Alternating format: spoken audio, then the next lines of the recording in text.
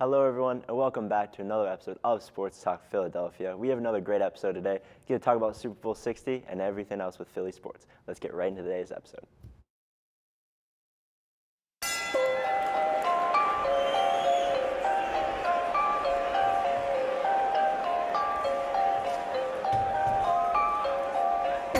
Pilots try to Rockefeller hover. Down go to war like a soldier. Yeah. Plus they tried to count me out thinking that it's over. But I got to fight. Rocky Balboa. Yeah, I got to fight like Rocky Balboa. Yeah, I got to fight. Rocky Balboa. Yeah, I got to fight like Rocky Balboa. Rocky Balboa with the fight. Yeah, I got to fight.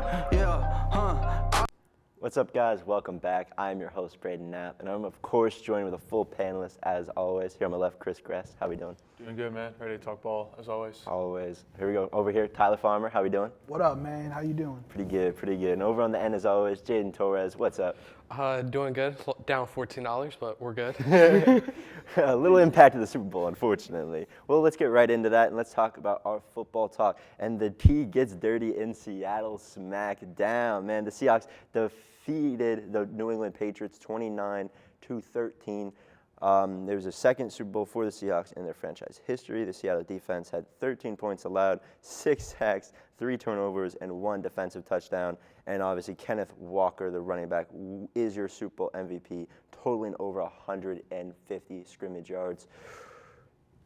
This was a Super Bowl, to say the least. I don't want to say it was boring, but a lot of fans might agree with that. Unfortunately, it was a very defensive game. Football fans can attest to this. It was a very good defensive battle between the two. It's just people in the Super Bowl want to see a little bit more. The Patriots didn't score until the fourth quarter.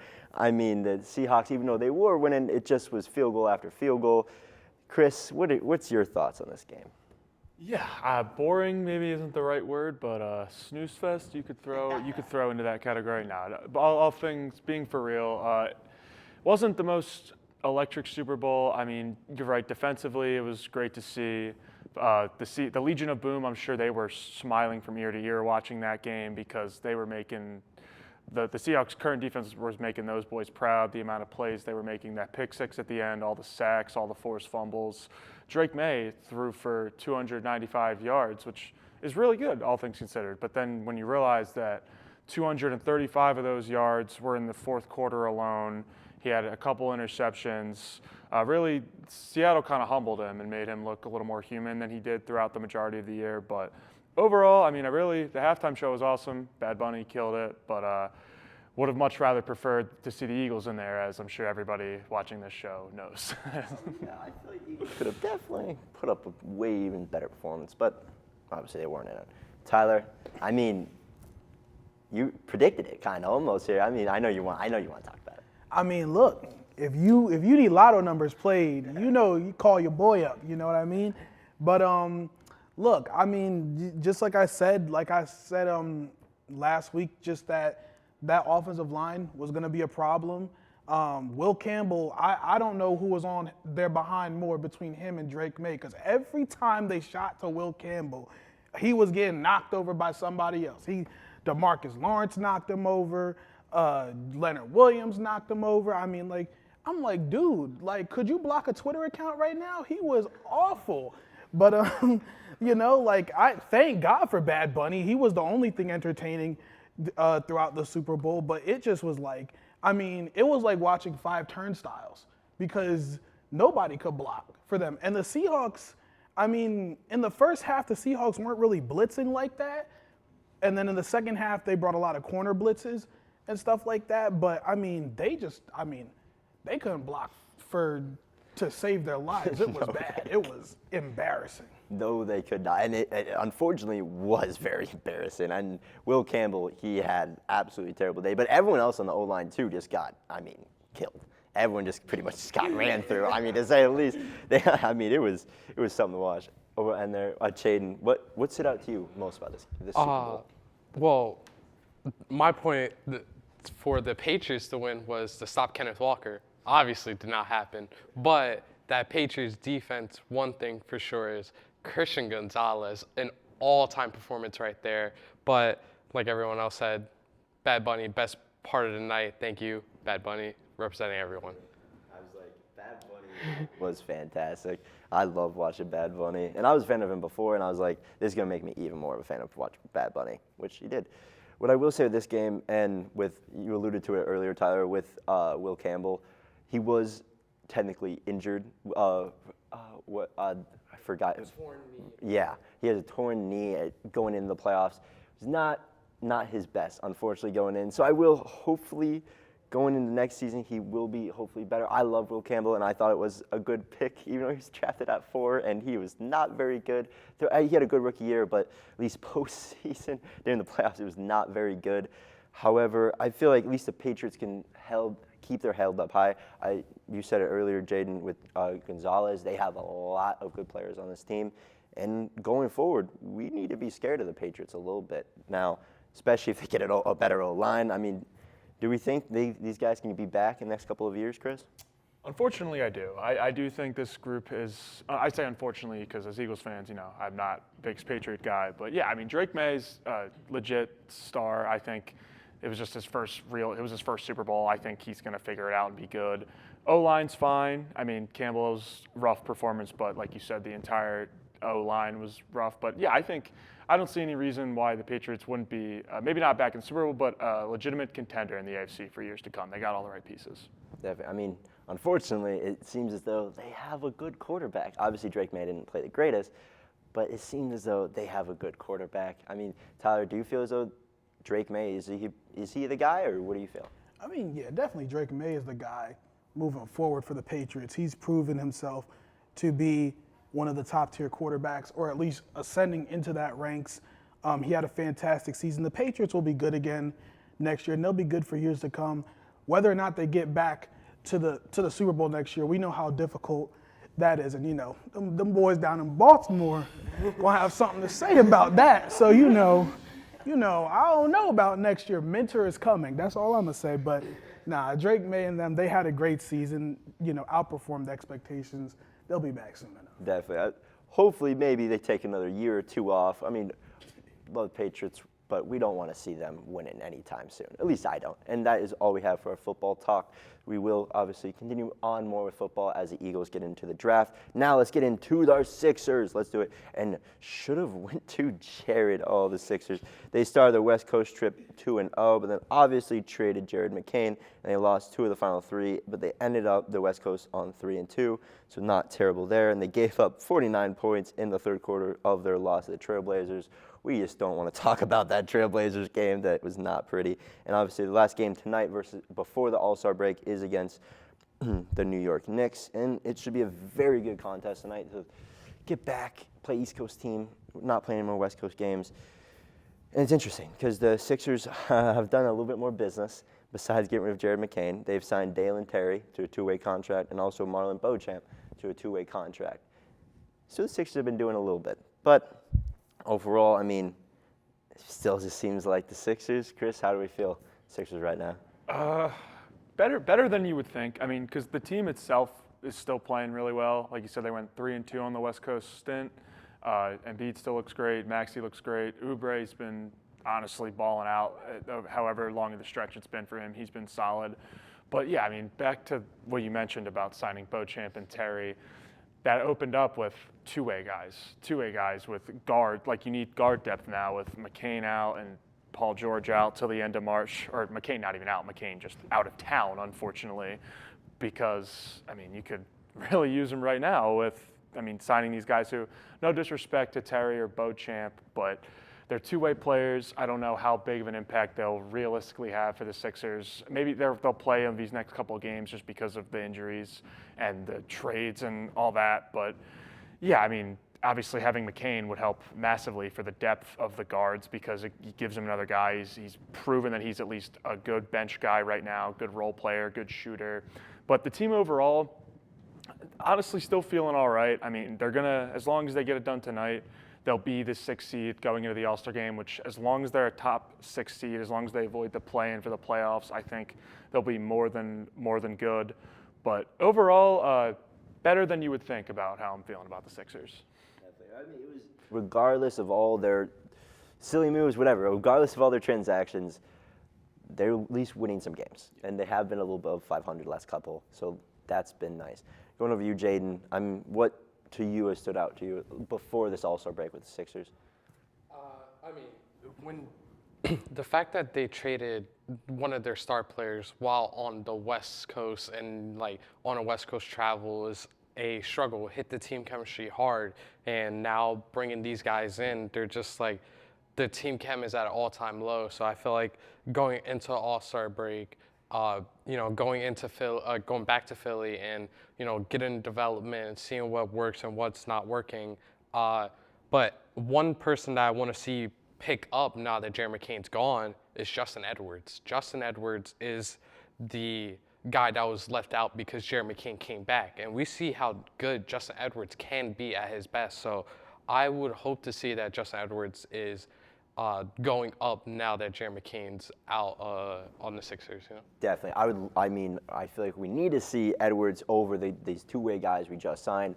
There are good players, but we want to see more of Edwards. Edwards is actually low-key a dog, too. He's a bucket. So it would be amazing to see him be more in the rotation. Going over to you, Tyler, he mentioned earlier with the team chemistry. How do you think the team chemistry is right now with the Sixers?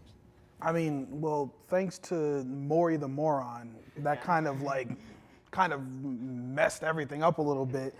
So I think the All-Star break now has come at a good time for this team to kind of reset and kind of understand, I think, what are we going with going forward. We know that for the next month or so, we're not going to have Paul George. We're not going to have Jared McCain. Jaden, you mentioned, let's get Justin Edwards into the mix because we know how good he can be. So I think the All-Star break is coming at a great time because it felt like the chemistry was building, then the Paul George news hits, then the Jared McCain's news hits, and then now you kind of got to reset a little bit. So just having this break over the next week or so, I think that's going to help out just this team kind of reset that chemistry and get the timing they need because now once the All-Star break is over, it's time to go on a run and set yourself up for the playoffs. It's crunch time almost after when you get back from this. But I completely agree with you. I feel like this will be a good time. Obviously, we got Maxey competing in the games we'll talk about. But it's a good time for everyone to come together and just literally chill out. And honestly, it's good just to have a break and not play for just a little bit so everyone can get on the same page. And hopefully going forward after the break, let's get back into some win column lure. We don't want to just get in. We want to guarantee a spot in the playoffs. And let's talk about that for after the break, who they face. February 19th, they're slated to play the Hawks. Then following after that, they're going to New Orleans to go play the Pelicans. Following that, another away day versus the Timberwolves in Minnesota. So, not some terrible teams here after the break, but real quickly, I just want to talk about our boy Maxey in the three-point contest, also an All-Star. I mean, how do we feel this weekend is going to be for Maxey? Oh, I mean, I think he's going to go out there.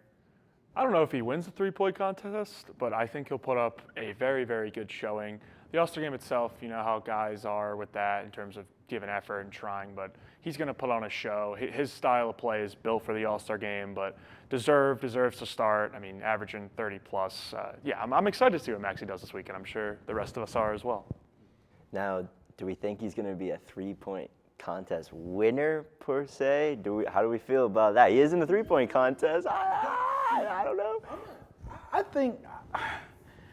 I don't know, because the thing about three-point shooting is when I look at his shooting percentage, I would be like, yeah, he definitely could win it, but it's just like three-point shooting something that can be so streaky sometimes. So it's like if he's having an off night that night and he's just not hitting them, then, it's kind of is what it is. I think he definitely can win it, but it's just one of those things. It's so unpredictable. It really is. And now Damian Lillard's back. He hasn't played all year, but he's like, I can do the three-point contest. I can do the three-point contest. So it will be very interesting to see what that. Jaden, real quickly, I want to go over to you. How do you feel like they're going to do following the All-Star break going into these next three games?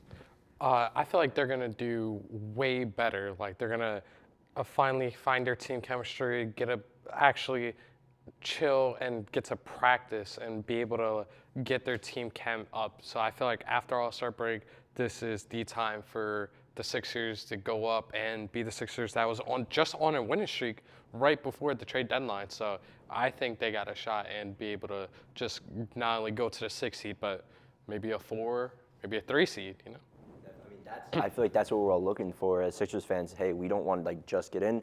We want to be a third, fourth seed. We want to guarantee our spot in the playoffs, and unfortunately, that's all the time we have for the Sixers. Now let's get into one of the teams that's starting to report back, and that's right, is our Phillies. They're coming back to Clearwater. They have unclear waters into spring training. Their first game is February 21st, playing against the Blue Jays at a 1 p.m. game. First full squad workout is scheduled for February 16th. And casted out, the Phils are seeming, though, to be trying to move Nick Castellanos. It was being reported they even told him to not even come to spring training, which is pretty interesting. And obviously, Zach Wheeler, coming off his injury, he is still not expected to be for opening day, but he apparently kept his rib that he had, which is very interesting. So we'll see where he comes from him today. But one thing I want to point on with these Phillies going into the season is the young guns.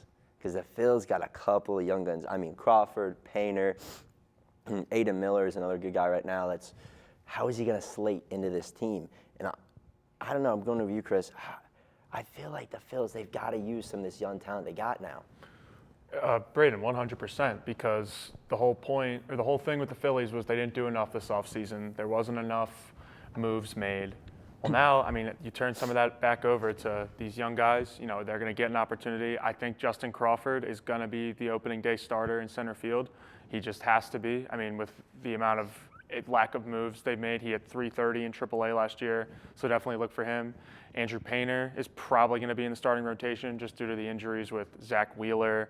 Due to the injury with Wheeler, who will hopefully be back shortly after opening day. I mean, that's what Bob Nightingale of The Athletic said, so really, really good news on that front.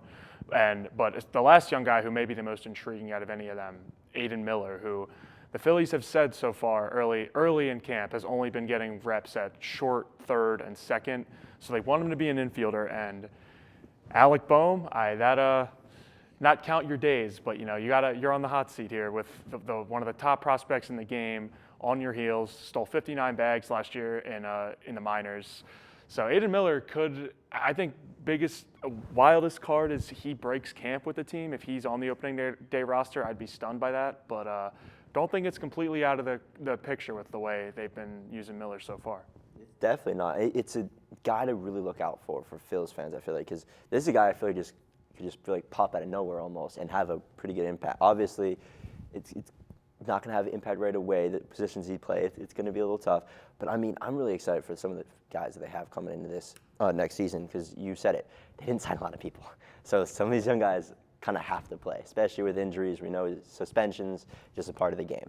So we'll be really looking to see how they have an impact on this team. Going over to you, Tyler. How do you feel so far about the Phillies going into spring training?